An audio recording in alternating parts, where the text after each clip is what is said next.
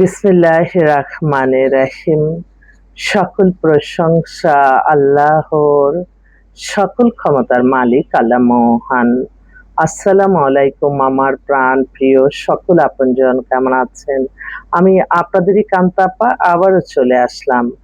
আজকে হচ্ছে ৯/৪/২০২৬ সাল। আল্লাহর নামে কাজ শুরু করলাম।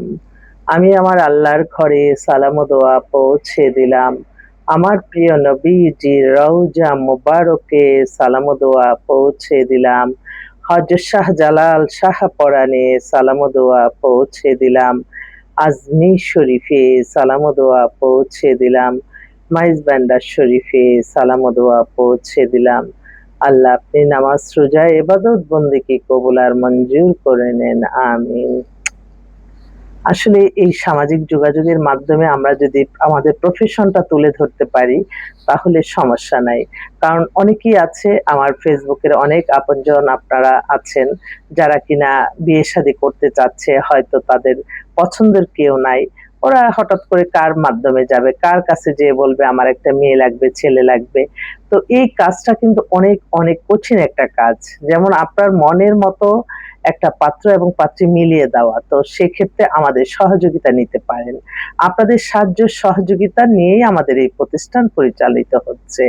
আর আপনারা আসবেন, আপনাদের প্রয়োজন, আমরা দিব আপনাদের প্রয়োজন। এটাই give and take। তো আপনারা যারা বিয়ে নিয়ে চিন্তা ভাবনা করছেন, আমাদের অফিসে অন্তত একবার ভিজিট করে আপনাদের দায়িত্বটা দিতে পারেন।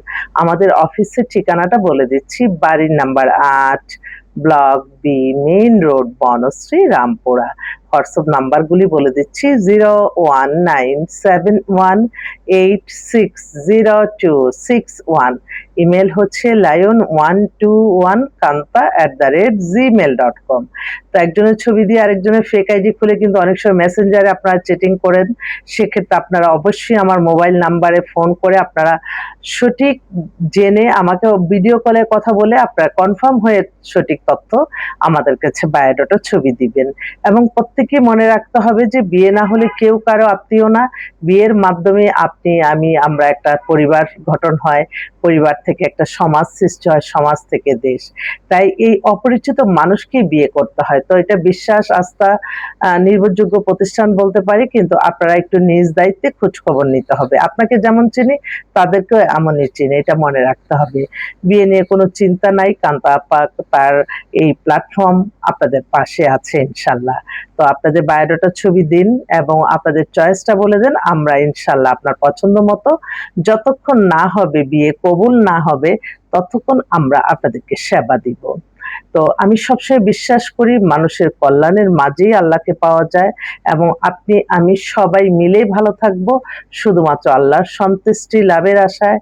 নামাজ রোজা ইবাদত বন্দেগী দান সদকা মানুষের কল্যাণ করে, অন্য কোনো ওয়েতে না। জানি মানুষ মানুষকে অনেক ক্ষতি করে, মানুষের প্রতি জেলাসি হয়ে মানুষকে ধ্বংস করে দেয়। এটার জন্য আল্লাহর কাছে জবাবদিহিতা করতে হবে। তাই আপনি আমি ভালো থাকবো, আমরা নামাজ রোজা ইবাদত বন্দেগীর মাধ্যমে আমরা ভালো থাকবো। আমরা কেন মানুষকে ক্ষতিগ্রস্ত করব? কেন মানুষের প্রতি হিংসা বিদ্বেষ ছড়াবো? আর এই সামাজিক যোগাযোগের মাধ্যম এমন একটা জিনিস আল্লাহ তৈরি করেছে যে আপনি এখন কি করতেছেন সেটা আমরা আরেকজনকে বাসায় বা অফিসে না যেয়েও কিন্তু আমরা দেখতে পাচ্ছি না সে অ্যাক্টিভ। তো এই জিনিসগুলি ভালোভাবেই চলে, কিন্তু কিছু কিছু খারাপ মানুষ সমাজে কিন্তু ভালোর সংখ্যাই বেশি, খারাপ কিছু কিছু মানুষ আছে সেগুলি আবার এই খারাপগুলি ছড়িয়ে দেয়। এই ফেসবুকে অনেক সময় মিথ্যা কাল্পনিক গল্প ছড়ায়, মানুষের ভিতরে খারাপ কিছু চিন্তা ভাবনা ঢুকাই দেয়। এগুলি কিন্তু আমাদের সকলেরই ভালো কাজের সাথে থাকতে হবে।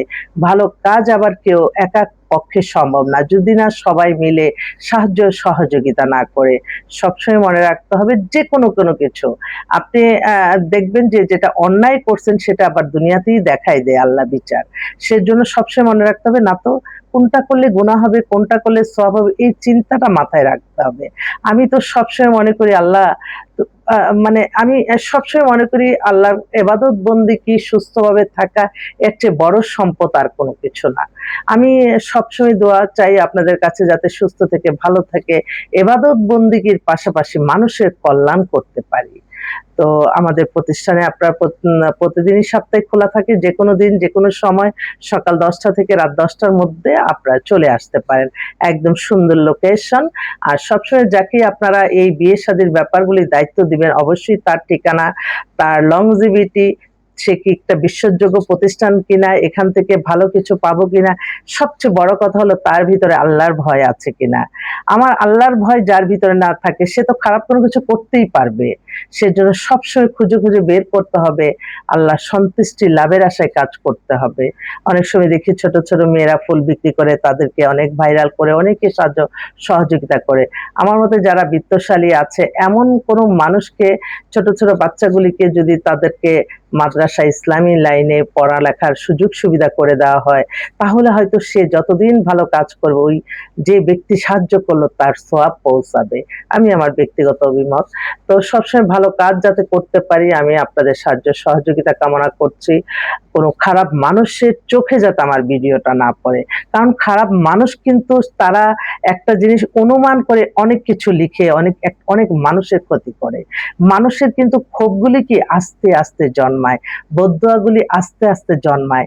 সেজন্য আপনি যত ক্ষমতাবান হবেন আপনি তত নমনীয়, তত মায়াশীল, দয়াশীল, দানশীল হতে হবে। আল্লাহ তখন বলবে যে তাকে আমি ক্ষমতা দিয়েছি। সে যেমন আমি একটা ছোট্ট একটা প্রফেশনে আছি। আমি এটা পেয়ে যদি আমি আমার অহংকার উৎফুল্ল হয়ে যাই তাহলে তো হবে না। আমি আরো নমনীয় হব। আমি মানুষের কল্যাণ আরো বেশি করব। যারা বিত্তশালী আছেন, যাদেরকে বিত্তর কোনো কিছু অভাব নাই, অথচ আপনার পরিচিত, আপনার আত্মীয়-স্বজনের মধ্যে অনেকেই সমস্যাগ্রস্ত, তাদের খেয়াল রাখেন না। সেটার জন্য কিন্তু আল্লাহর কাছে জবাবদিহিতা করতে হবে। সেজন্য ভালো কাজের সাথে থাকতে হবে। অহংকার মনের ভিতরে আনা যাবে না এবং সবসময় মাইন্ডে রাখতে হবে ইসলাম পৃথিবীর শ্রেষ্ঠতম ধর্ম। আমরা ইসলামকে অনুসরণ করে চলবো এবং ইসলামে যা যা আছে তা আমরা করব, যেটা নিষেধ আছে সেটা করব না। তাহলেই দেখবেন আমরা ভালো থাকবো। আমি সামান্য ক্ষুদ্র প্রফেশন, এই প্রফেশনের মাধ্যমে যদি আমারও কোনো ভুল হয় আপনারা অবশ্যই আমাকে জানাবেন। আজকে সুদীর্ঘপ্রায়ী নারী হয়ে এই প্রফেশনটা অনেক চ্যালেঞ্জিং। শুধুমাত্র আমি আমার নীতিতে আমি অটল এবং আমি মেধা পরিশ্রম করেই আমি এগিয়ে যেতে চাই। আমি কখনো মানুষকে ক্ষতিগ্রস্ত করে আমরা এগিয়ে যাব না। সবাই মিলেই আমরা ভালো থাকি। সবাইকে অনেক অনেক আসসালামু আলাইকুম। দোয়া চাই, আমারও দোয়া রইল। আসসালামু আলাইকুম।